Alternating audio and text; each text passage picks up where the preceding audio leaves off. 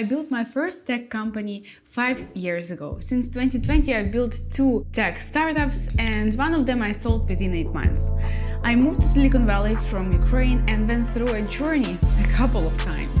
And I'm going to compress these 5 years of brutal startup truths and lessons into this one video. So my main lesson is that the main asset is you. It's not your product, your funding, or even your market. I didn't always put myself first. I made countless mistakes and faced heartbreaking setbacks, and that left me questioning who I could trust. You are the main asset of your startup. Investing in yourself, picking yourself back up after failures, and learning to trust your instincts and also trust other people even after a bad experience. This is the key to resilience and growth into the whole world of startups, technologies, business, and also in life. Lesson number 2. Your results will be delayed, and that's okay. We all want results and we want them now. But when you play a game of business, you will lose more times than you win. You just need to make sure that when you win so big, it overshadows all of your losses. In the beginning, you just have to be able to do it long enough to go through all of the cycles of setbacks and don't stop. And of course, you will notice that you lose all the time, but then you start lose less times than you win, and then finally you start be in the winning game. Whether your effort you put in today, don't expect to see the fruits of that labor for at least 3 months, especially in the United States. I call it the rule of 3 months. Once I applied this lens of the view in the world, it became driving force in life. And of course, I understand right now that if I don't do today what I have to do,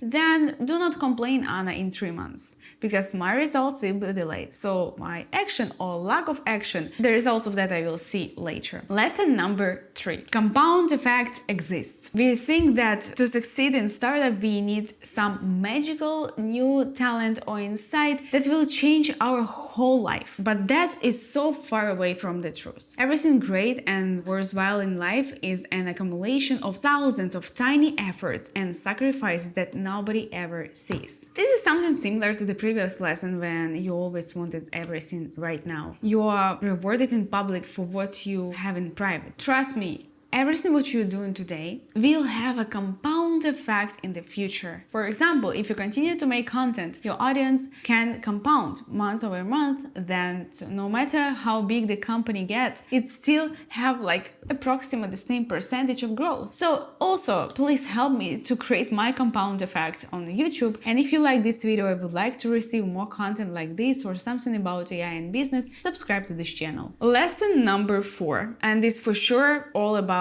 startups. Fundraising should be 100% of your time, or don't try to raise money at all. Of course, you can somehow succeed in this game if you do not apply all of your time. But to be honest, it would be just extended in timeline. Startup founders are making a mistake of treating fundraising as a side project, something what they are doing after everything is done. Spending maybe up to 50% of their time pitching investors while still trying to build their product and run operations and do marketing and sales. They end up of doing both poorly, burning through the runaway and facing rejection after rejection. That's why fundraising isn't the part job. It's either 100% of your focus or you shouldn't be doing it at all, and it's better to focus on your product and on your growth. So that's why once you are considering to fundraise money for your startup, you have to prepare first the foundation for that, and after that you of course can focus on the fundraising because you've done everything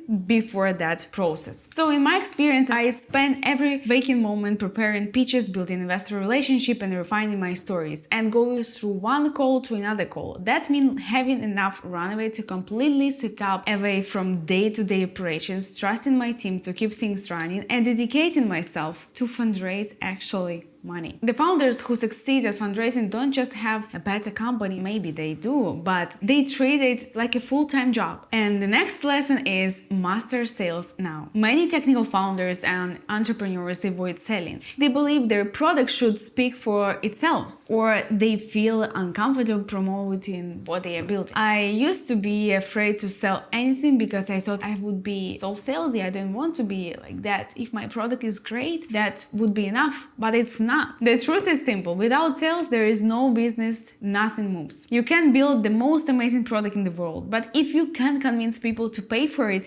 or present it in the right way, you are wasting everybody's time. Every founder needs to become comfortable with sales. Because sales is also about understanding your customer's problem deeply and clearly articulating how your solutions help them. And in the most obvious thing that you need to do in order to grow. With this mindset shift for me, everything changed. When you master sales early, you gain market feedback, generate revenue, and extend your runway. And build the communication skills which are needed to succeed in your journey. The next lesson is pretty simple, but it's important. Be yourself with everyone. Rich and successful people have the same fundamental human needs for respect, authenticity, and genuine connection as everybody else.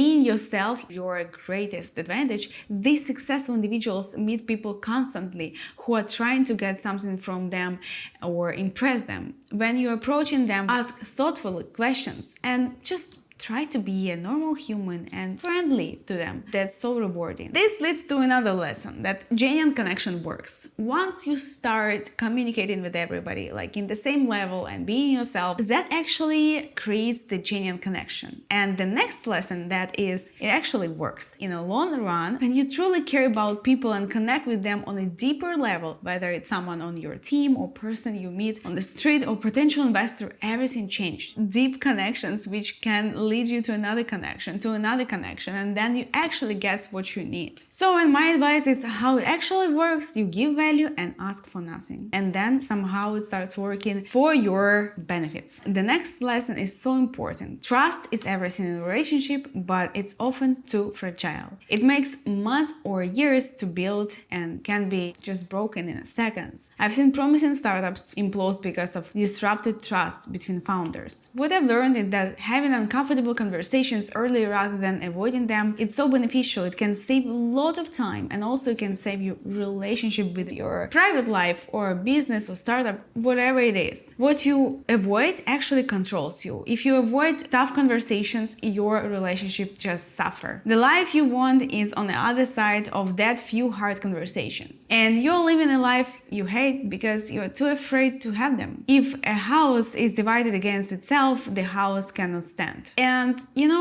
also the lesson which I've learned is that if with someone you don't have the trust anymore, right, that it was broken, then you have to reflect, learn the lesson from that, but then try to trust people again. It's so hard to live without trust in this world. One wise man told me that, Anna, you have to rebuild your trust no matter how many times people will break it. Because only in this way you can really create something great. You can collaborate with others and you actually can thrive. So that's what I wish to you. And let's talk about the next lesson, which is actually sell your product before you build it. Oh my God, it's so important because it saves you so much resources. Most founders spend months or even years making the product perfect in isolation, pouring resources into features they assume customers want, only to launch and discover that nobody is willing to pay for it, or they just don't know how to sell it. Everything starts from scratch now, follows the same principles. I try to sell it first, and only then I will make it. Validating demand before investing resources. This is so important. When someone commits to buying something that doesn't fully exist yet, you found a great product market fit early on. Instead of guessing what people want, you're building already directly to their needs. You get immediate feedback on pricing, features, and messaging. Most importantly, you are building with confidence, knowing that there's already a demand for that. And you are sure that it would be successful because you know that people are willing to pay for that. This lesson eliminates the massive risk of building something nobody wants. And I know hundreds, thousands of startups who just failed because they built without a feedback. And the next lesson is so important. Enjoy the journey, not the final destination. I know that it sounds cliche, But here is the thing, that I tried to build and to focus on working hard, that I completely forgot to enjoy the journey. But the point isn't to win at, for example, marriage, or win at business, or win at health. The point is to stay healthy, because it's a long run and you cannot just rely on that outcome which will come to you in years. The only way to lose in business is by quitting. If you think of life as an infinite game, the point of the game isn't to finish it, because that would mean the point of the game is to die. Instead, the point of the game is to keep going. Plus,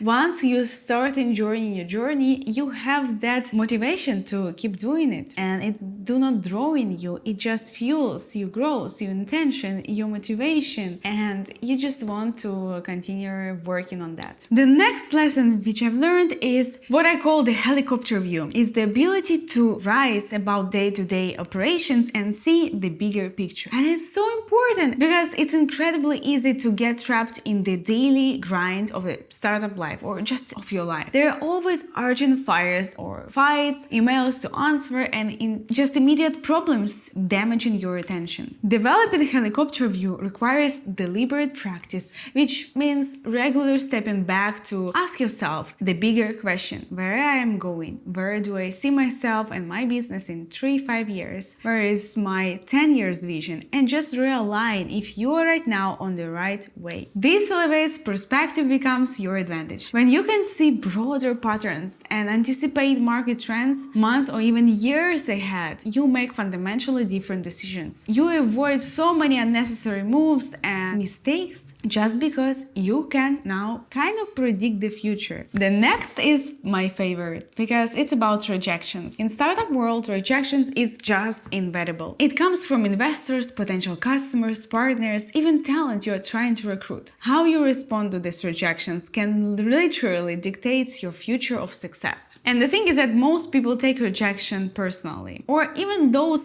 smartest people. Actually, I wrote about that on LinkedIn and one person commented like, oh, smart people do not react on that. Yes, smart people don't, but once you have thousands or hundreds of rejections, then maybe you're already questioning yourself, right? So it's not about one rejection, we are talking about hundreds. But here's the lesson: even hundreds rejections, it's not the thing which should bother you, even though it actually will bother you. But let me actually show you how you can change the perspective, how you view the rejections and how it helped me. First of all, you have to understand that rejection, it's not rejection. Rejection, it's a feedback. So imagine if you get hundreds of no's, it means that this is a feedback, you have to change something. Maybe if you're here all the time, no, no, no, no, you have to ask why, right? And then you can make some tweaks on your product, presentation, anything what you do, or your way of communicating with other people, and you can change. You can actually grow because of rejections. So actually, this is not that bad. Another lesson is about your mental health. So here is meditate. I've discovered one of practice that's becoming essential to my routine and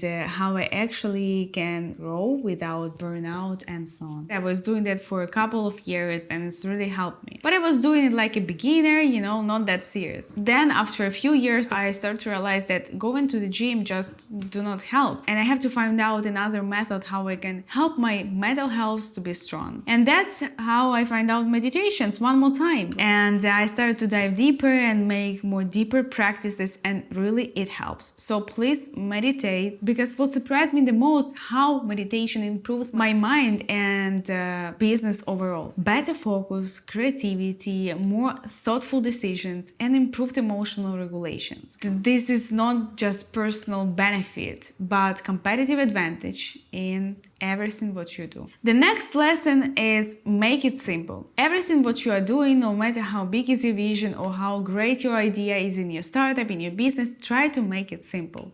Most founders pack product with useless features and complicate their messaging with jargons. It signals confusions. Actually, if you can't simplify your concept, your product, you haven't worked hard enough. True simplicity is the result of intense effort and understanding. So you either have deep understanding of what you are doing, you repeat it over and over, that it's really start to be more simple, or you work that very hard that you can distinguish all of that complex things which you are doing in a very simple way to get to the people.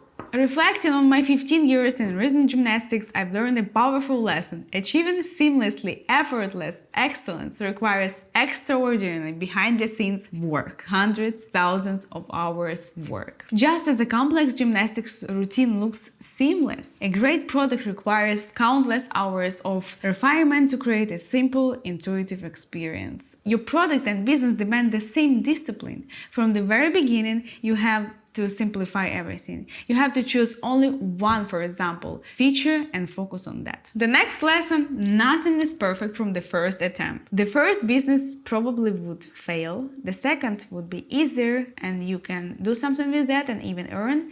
The third would be much easier and more rewards, and so on. This is the lesson which I've learned from not only the startups, because already I'm building my third startup, right? And of course it's easier, of course it's bigger stakes, of course it's like bigger outcomes. But the thing is that everything what you are doing in the beginning, it would be just insane. It would be, something what you're ashamed of. Once I recorded the first video on my YouTube, I remember I was watching it through my hands because I cannot really look at that, right? It was not perfect, not what I wanted, but this was how I can make it, right? Now I feel like it's much better. Of course, there's room for improvement all the time, but I think you got my point. So please do not lose hope and do not give up after first attempt, because the first attempt is just to learn. The second, it's kind of to make the learning skills much stronger. And maybe the third one is actually where you can make some results. The next lesson is the fastest way to accelerate your growth is by surrounding yourself with the people who are smarter than you in specific domains. The most valuable skill in business is finding who knows what you don't know and absorbing that knowledge like a sponge. Throughout accelerator programs and mentorship relationships, I've systematically targeted people with expertise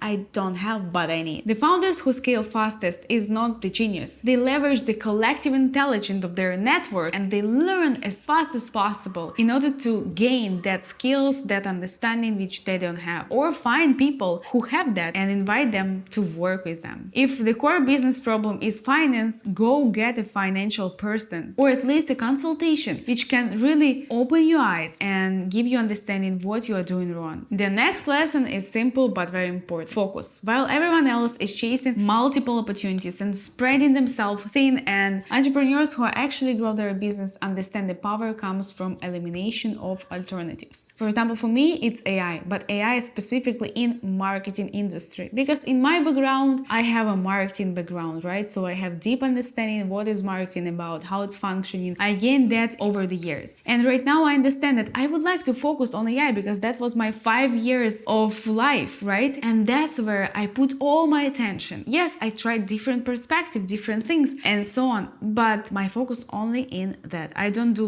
e-commerce plus AI. I don't do restaurant business plus AI. No, I do AI for businesses. Most founders fail not because they lack talent or ideas, but because they can't say no and be focused on one thing. Your lack of ability to make decisions will kill you. What makes a commitment a commitment? It's sticking it with it when it's no longer as convenient as it was when you are committed to it. Otherwise, it's just stuff you say to make yourself or others feel good in the moment, but it's not actually help you to make a progress. Focus is eliminating every distraction that doesn't serve your primary objective. It means turning down partnerships, features, and even customers that pull out of your course, or some businesses which are not aligned with your long-term vision. It means making decisions that look in those who create remarkable outcomes aren't necessarily the most innovative or well-connected. They are ones who choose one direction and just focused on that. The next lesson is say yes to new things. Before you can focus with a laser precision, you need to know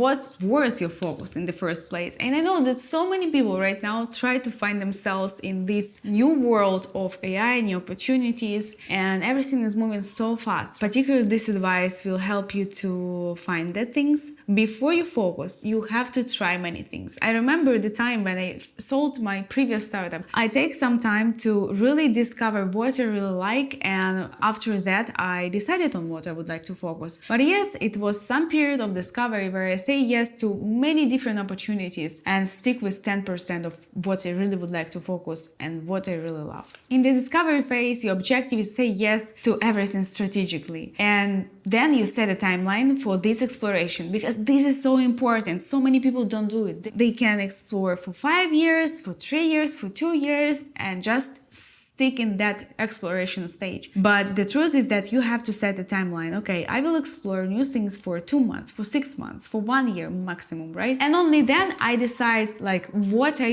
really loved the most during this period, and then I will focus on that. And the last one is you have to know what your definition of success is, because in this era of social media where so many people will scream and say like this is great, this is great, this is new idea, but you have to know what is your definition of success. What does success sounds like to you now, what it means for you, and how you would like to see yourself in the future, because only with that you can actually choose wisely what you would like to focus on and stick with that. For example, for a musician it might be mastering an instrument. For me it may be developing a phenomenal business. For an athlete it may be building a great athletic career. Your definition of success is unique to you. That's why there is no single definition. You have your own story, you have your own dreams, your own ambition, and please reflect more on that, because it really will help you to find out what is your thing. So this was my lessons. I really appreciate your time, and I hope that